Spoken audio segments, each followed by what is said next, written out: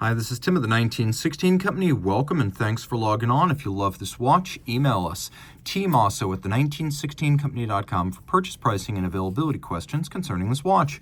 Today we're discussing one of my personal favorites, and this watch right here, one of the most versatile timepieces you can buy from any brand, from any era. It's the Omega DeVille Hour Vision Annual Calendar. So the Hour Vision came out in 2007. The next year, an annual calendar version was launched. The Hour Vision was the debut platform for the 8500 series purpose-built tri-level coaxials. So a new model within the DeVille family for a new generation of Omega coaxial escapement technologies, and this movement would go on to power all of the upscale Omega watches, chronograph and automatic, over the next 2 decades. The watch I have here is part of a 2008 expansion of the Hour Vision line, including an annual calendar that only needs to be reset once a year during the jump from February to March. It was also fascinating because it continued the prior 2007 Hour Vision's use of sapphire display ports from all 4 facets of the case. So stainless steel, 41 millimeters in diameter, 14.2 millimeters thick from lug tip to lug tip, 49.3 millimeters with a 20 millimeter spacing in between the lugs. We'll throw it on my wrist. The strap's a little bit stiff initially. It needs to break in, but once it does, it'll fit nicely.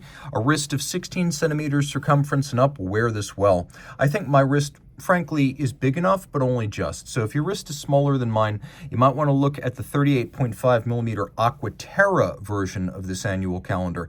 It will slip under a cuff. It's got a surprisingly sloped case flank with a domed bezel, so if your wrist is big enough, your cuff is probably also big enough to fit over it, and all jacket sleeves will be absolutely fine. Remember, over the top always exaggerates the width of the watch. This is usually the truest angle right here. The strap is beefy. They don't short you the leather. It's large, symmetrical, rectangular scale gator, and I often say that's always indicative of a very high quality, expensive cut of the animal. Medium blue, matte finish, thickly stuffed or bolstered, as they say, to give it volume and body. It has a folded edge. It's lined with calfskin on the bottom. And you can see we actually have quite a large range of adjustability here. This is a time-tested piece. It's been in rotation at Omega now for over 2 decades. Single fold, released by pressing both triggers, and then you put the excess length through here, and then you tuck it under these 2 little tabs so that once sized, the extra strap will sit under the clasp, and you have no need for minder loops, so it's a very clean look. No excess length flapping in the breeze, as I like to say. The Hour Vision has an interesting case, because for once, I don't have to tell you about lyre-style lugs. This is a unique design that was created specifically for the Hour Vision. You could see how the lugs socket right into the case flank. We have a domed bezel with a little vertical facet, and we have these sloped sort of tumble home style sapphire viewports to give you a better view of what was then a real showpiece and a technological breakthrough for Omega in that 8500 series movement. This version, the annual calendar, is called the 8601. Around the dial side, this is where the watch feels very distinctly Art Deco. So we've got a blue dial that is metallic until you get to these raised elements. So we've got this metallic center dial.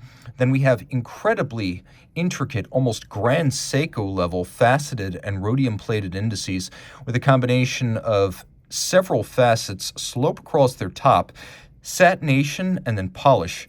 You can also see that the same degree of detail has been lavished on the faceted, polished, and satinated hands, and on the frame for the calendar system. So being an annual calendar, you only need to make 1 correction per year during the jump from February to March, so you correct it once annually.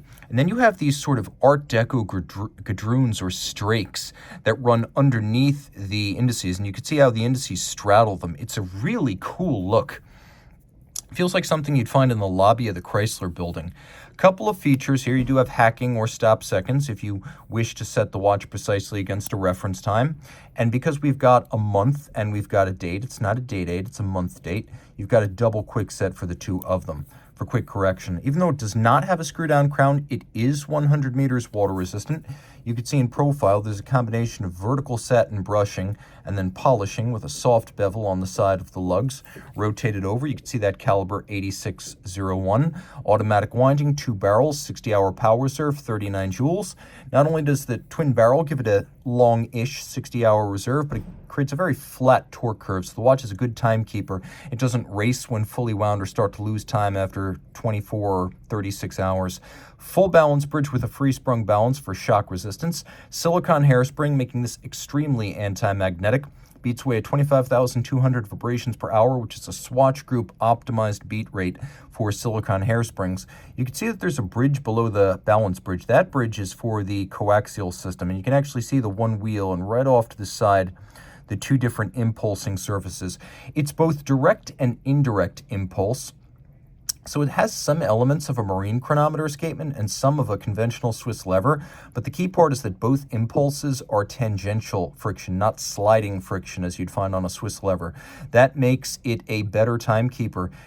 Less friction, longer power reserve, better chronometry, and less maintenance requirements. Remember, the coaxial, famously invented by George Daniels, a very regarded, if grouchy, British watchmaking master, and this was his magnum opus, the coaxial.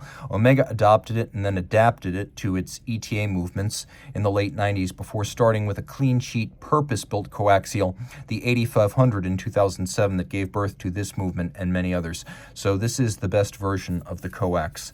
The watch is full of features, and being 100 meters water resistant, also quite versatile. Put it on a different strap, you could even swim with it.